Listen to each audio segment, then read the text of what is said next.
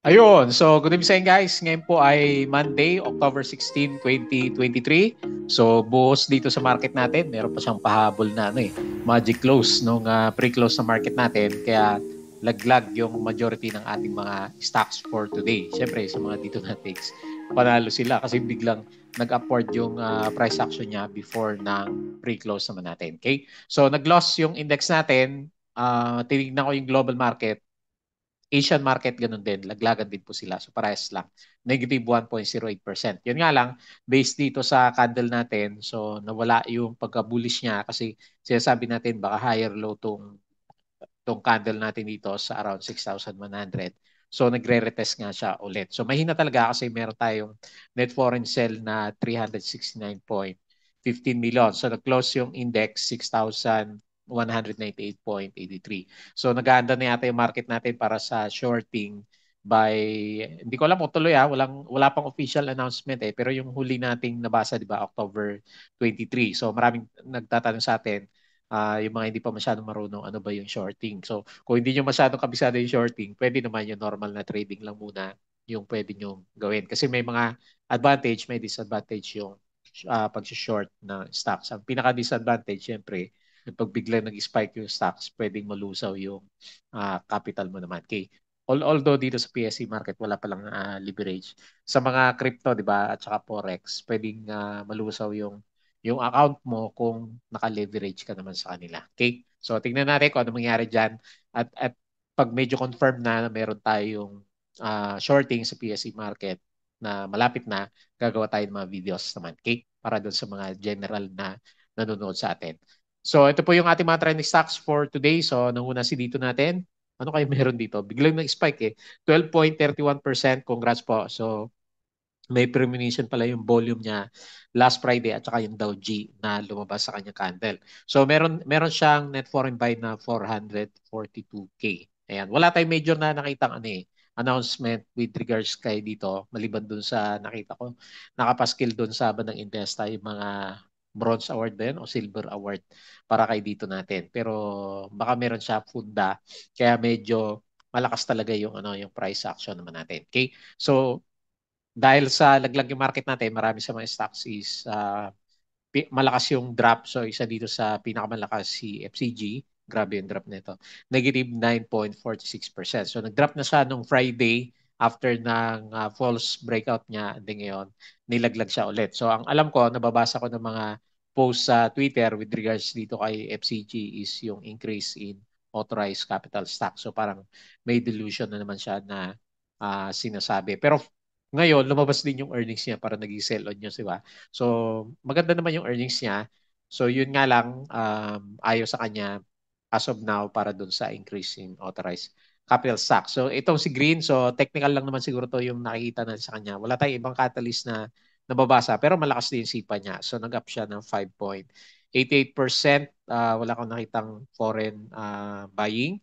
Ito si FCG, foreign buying yata to 233K. Okay. Tapos si Green pala, net foreign sell, negative 175.5K naman. Okay? So, APX, so yung mga minero natin, medyo maganda pa rin yung sentiment sa kanila kasi yung global prices ng metal products, di ba, si gold, so medyo tumataas kasi siya. So, kaya siguro siya pinag-uusapan. Nag-up siya for today ng 1.96%. And then si SEC, matibay, no? So, tapos nakita natin, medyo malakas yung net foreign buy. So meron ulit tayo nakita na 20 million net foreign buy. Then for today, nag-loss siya, negative 0.56%. So talagang meron ding humahabol sa dividends kahit papaano siguro para dito kay SEC. Kasi pangatlong araw na nakita natin na meron siya malalakas na net foreign buy.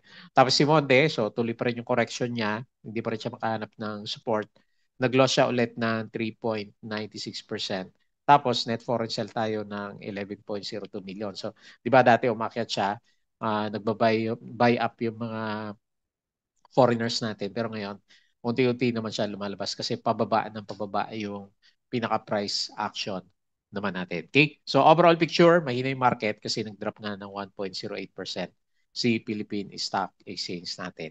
Ayan. So disclaimer pa rin guys sa mga bago dito sa channel natin. As usual, yung pong ating review is for education purposes. So wag mong gagamitin to as a reason para mag-buy, mag-sell, or hold ng stocks. Meron pong risk lagi na involved sa trading. So ngayon, another risk, merong shorting na pwedeng gawin. So hindi pa yata lahat ng stocks sa alam ko hindi pa lahat ng Philippine stocks is pwede dun sa shorting. So meron lang silang itatalaga. So yun po yung bantayan natin kung ano yung next na announcement tsaka yung mga rules na meron sa shorting. Okay? So follow mo ako guys dito sa ating Palabi Trader na YouTube channel. As usual, subscribe ka lang kung hindi ka pa nakasubscribe para updated ka sa trending stocks review or kung gusto mo, join ka sa trading group. So kung gusto mo ng guide sa trading sa Philippine market, open po yan anytime. So check mo na lang po yung ating mga uploaded videos sa trending stocks, mga company reviews, profit or loss, mga basic indicators. So, ang tagal natin hindi nakakagawa ng basic na review sa mga fundamentals. Ayan. So, gagawa tayo for the coming few days. Maganda pag-usapan ko ano yung shorting, di ba? Philippine Stock Exchange, uh, yung mga previous na studies naman natin sa mga basic. Okay? So, follow mo din ako dito sa ating crypto ko to para sa mga play to earn games na wala pa rin naman kasi medyo may na nga po yung cryptos natin. So, tignan mo na lang yan. Hopefully, mabuhay siya. Hindi natin alam kung kailan mabubuhay ulit yung mga cryptos natin unless siguro may lockdown which is not so good naman pag merong lockdown, di ba? So, follow mo din ako guys dito sa mga social media, dito sa ating Palabi Trader na Facebook account. So, nagpo-post tayo dito ng mga reviews natin plus yung ating Facebook page. So pili ka na lang po alin dyan yung imo-monitor mo. Bodega Peak para sa mga local market news na ginagawa natin, US market at saka dito sa cryptos. Tapos yung money earners sa mga side hustles po natin. So check mo na lang. Medyo may na ngayon kasi wala na namang puro online class na naman ngayon kasi may welga, di ba? Yung mga G, may mga strike na naman sila. So mahina yung passive income natin. Pero meron pa rin naman. So, kaya sabi ko sa inyo, share ko to. Tapos later on, lilipat ko na to kasi mahina yung views nito. Ililipat natin dito sa Bodega Peak natin para magsama na lang sila. And then, syempre, yung sharing pa rin natin is nandoon pa rin naman siya. Okay? So, tingnan natin yung pinaka-summary ng index. Ang aga nag-ano kanina si Philippine Stock Exchange natin. So, net foreign sale tayo, 369.14 million. Meron tayong nakita na 80 plus million nung Friday tapos 90 plus million nung Thursday pero kinain din niya kasi ayan, naglabasan ulit sila. So medyo tinamaan yung finance pala natin at saka holding firms. So sino kaya dyan yung medyo malakas yung drop?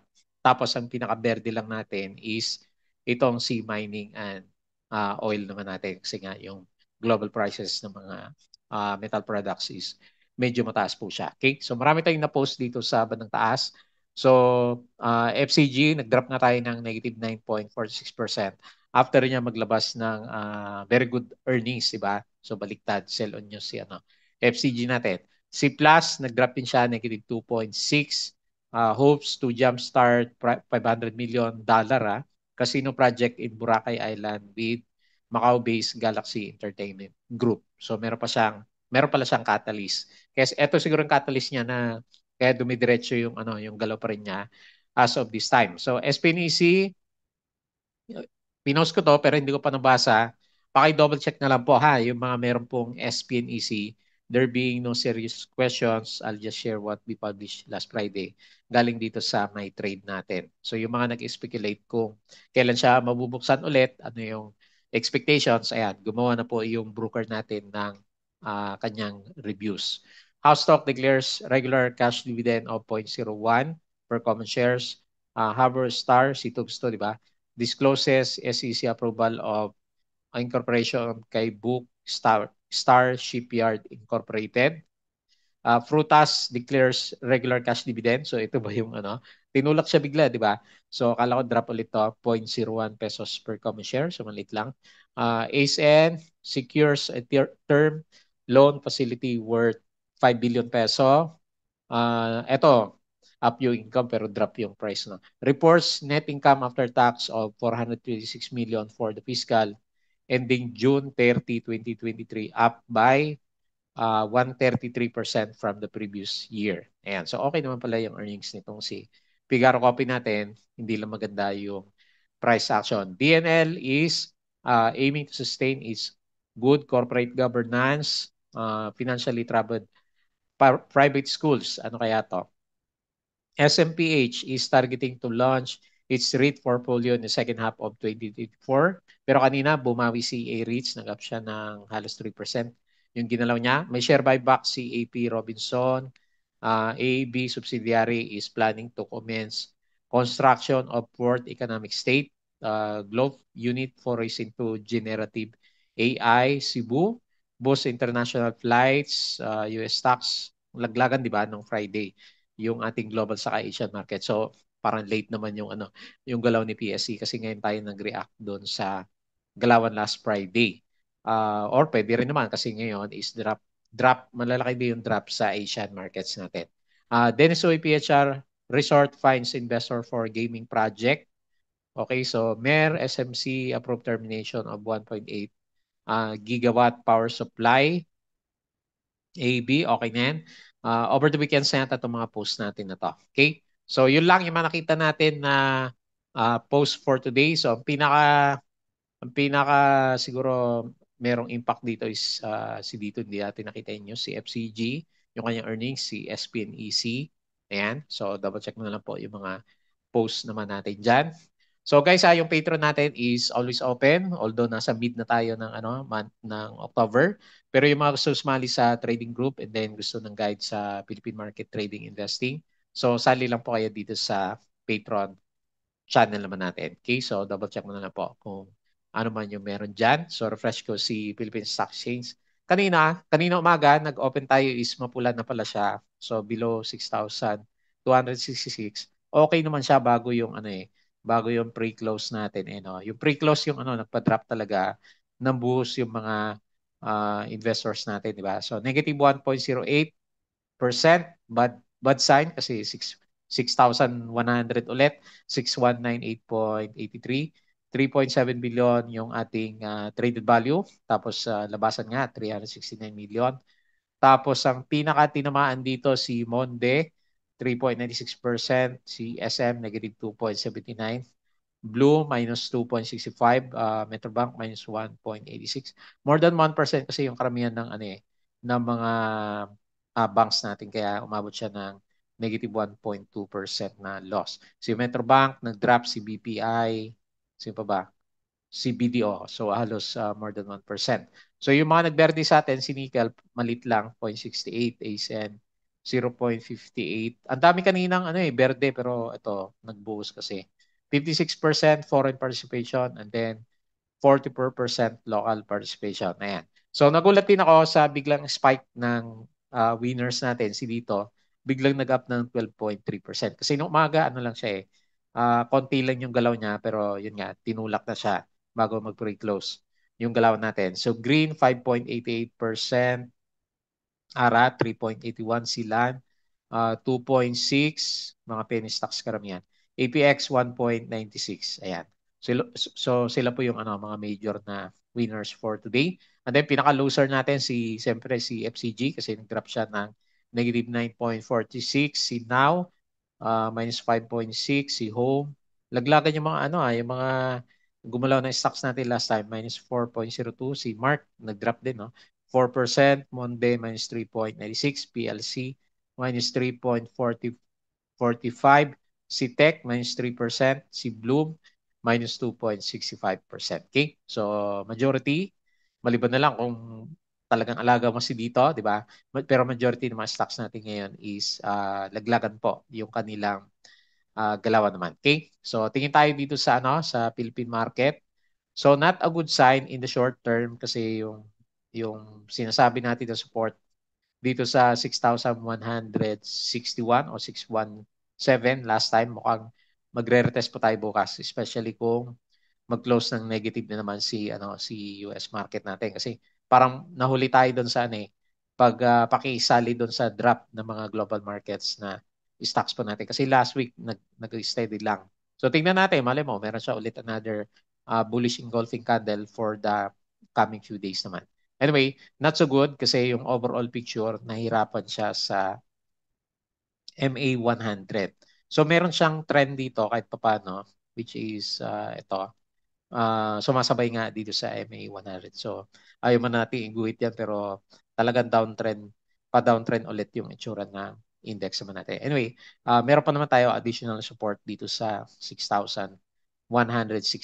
Okay? So, based dito sa galawan, refresh natin dito sa US market.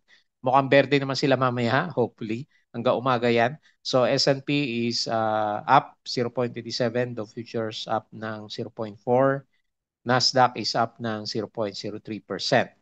Europe, sumasabay na rin siya. Pero dito sa bandang Asia, laglagan din talaga. Ayan, oh. So, hindi lang naman sa Philippine market. Kaya lang medyo malakas tayo, di ba? Kumpara sa laglagan ng ibang stocks dito sa Asian market. Okay, so ayan. Ito po yung sinundan natin na galawan for today naman. Okay? So, tingin tayo dito sa crypto naman. Bitba, medyo may bounce. Bitcoin, 27.7, Ethereum 1.5. And then, biglang balik din si BNB dito sa 213 naman. Okay? So, at least nagbabounce. Ang dami nag-bounce ngayon. Si Bitcoin Cash USD, 6%. Sino pa? WTRX, 3.57 naman. Okay? So, anyway, super sideways sa Bitcoin natin. Although, verde tayo ngayon, di ba? So, madalas pa rin naman mag-sideways yung galawan po dyan. Okay? So, refresh natin yung ating buyers and sellers. And then, pag-usapan natin yung ating mga trending stocks. So, hindi ko rin sure kung bakit sobrang lakas ng sipa nitong si dito natin. So, nakalampas siya doon sa previous na drawing natin na resistance dito sa around 3.5 or 3.6, no? Kasi siya 3.65. Nag-breakout yung price action natin. So, malay mo nga naman. Meron pa rin siya. So, simula dito sa breakout natin, umakyat na siya ng laki, 67% plus kung yung mga titingnan ko lang yung investor kasi natin piso, di ba? So halos times 3 yung yung capital ng investors natin kay dito. So anyway, malakas yung niya, yung galaw. Meron siya volume dito. Although hindi lang materialize dito sa nung last Friday. Siguro mga cross trades to kasi hindi naman umakit masyado yung price. So ngayon siya binigyan ng chance na magkaroon ng malakas at malakas talaga yung yung breakout ni dito natin. So ito yung channel natin sa kanya na pwedeng tingnan. Hopefully hindi siya mag-pullback agad. Ayan. Kasi medyo malaki naman yung trading range. Ngayon, support natin is 3.5. So ang next na resistance based dito sa drawing natin is nandito sa 4. Ayan. So mantakin mo halos 100% na. Halos bagger na pala itong si dito natin.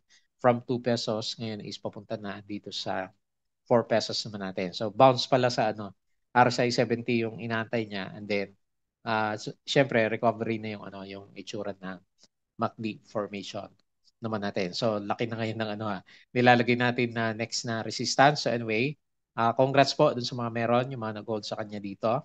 Although parang meron siyang shakeout dito, pero bumalik naman siya, and then ngayon out of the blue is biglang nag-spike yung price natin. Okay? So lakas, yun lang, ang lakas talaga ng ng sipa niya.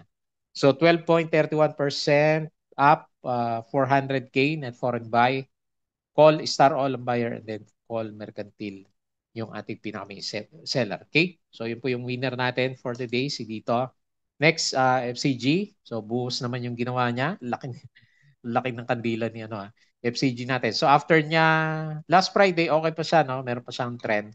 Pero kanina bumigay na yung yung price action niya. So nag-open naman siya is 0.747, pero nung umabot siya dito sa 0.72, dumiretso na yung yung galaw natin sa kanya. So yun lang naman yung nabasa natin na possible na reason bakit biglang nagkatakutan kay FCG is yung increase in authorized capital stock kasi meron siyang bagong investor na inaantay na papasok, di ba?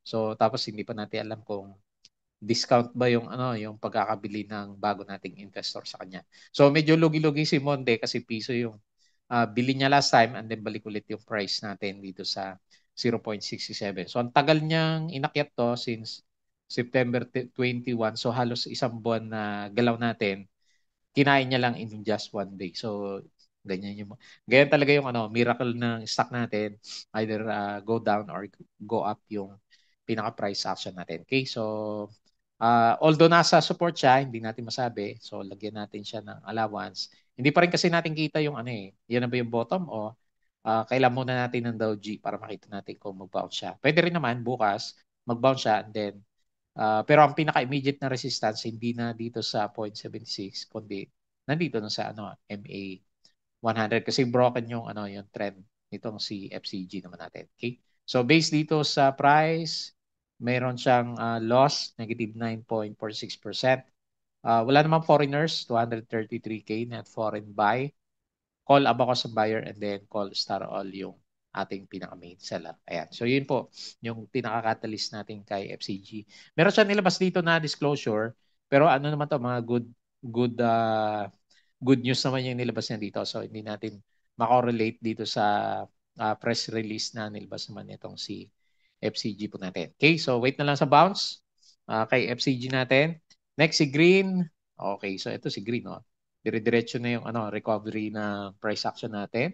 So ito at least meron siyang trend. Tapos yun nga, yung madalas nating mapansin sa kanya, mukhang uli na ba tayo dito para sumakay kay ano kay Green kasi pag tinitingnan mo siya kada spike ng or medyo nagsusolid ng konti yung candle meron siyang mga volume dito.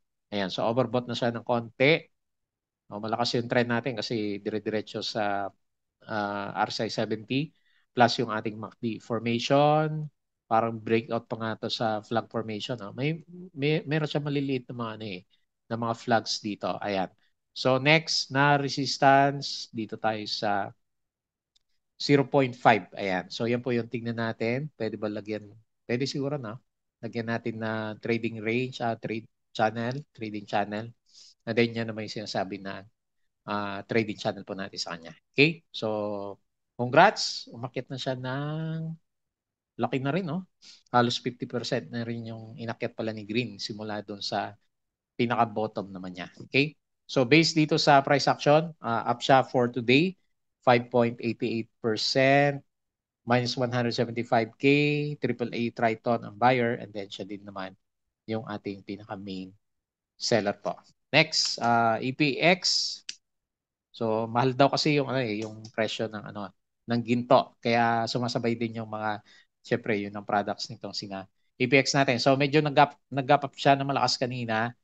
Pull back, nag-stay ng slightly below MA 100. Tingnan natin bukas kung mag-fill the gap ulit siya bago siya umakyat or didiretso na siya dito sa 2.8 kasi yan yung ano nakita natin na pinaka next na resistance. So RSI above 50, very good.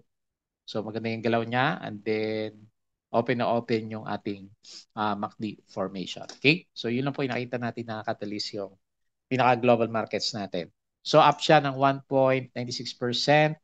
Net sell ba? Net sell, negative 5K. Call CitySec ang buyer and then call BDO yung ating pinaka-main seller. So medyo mataas ba nilagay natin na resistance? Kasi yan na yung ano yan na yung channel na ano pinupuntahan niya, di ba? So meron siyang channel dito. Yan. So kaya nilagay natin sa 2.8 yung next na resistance. SCC, so matibay, no? Ayaw bumagsak pero puro red yung candle natin. So nakailang beses na siyang fill the gap.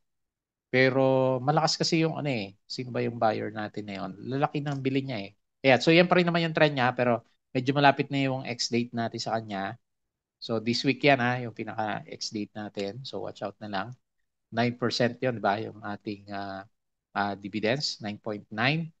Okay, so base dito, negative 0.56, so malit lang. Pero ito, meron siya, 20 million net foreign buy. So merong sumasalo kaya hindi bumabagsak masyado yung price. Call BPI ang buyer and then call FMS yung ating seller. So yan pa rin naman yung pinaka-trading range natin. And then lastly, si Monde. So broken na yung mga trends natin sa kanya. So hindi pa rin siya nakakahanap ng support. So ang daming ano, di ba? Ang daming umakyat last time. Umabot tayo sa 6.4. Pero nung ngayon nag 6.1, binalik din niya yung price action natin. So hindi pa yan yung support.